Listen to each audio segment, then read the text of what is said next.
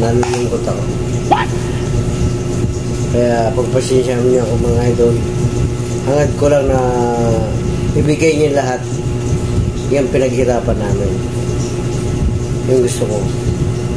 Yung nagtrabaho kami lahat, kailangan namin lahat na serbisyo namin, kumpleto naman eh. Walang problema. Kaya ang gusto ko lang, ibigay niya lahat. Lahat. Dahil Sabado ngayon,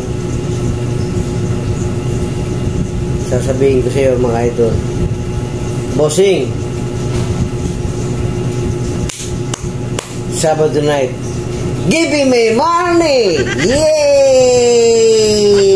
Ako naman. Give me my money! Yay! Give me my money! Red Horse! Yay!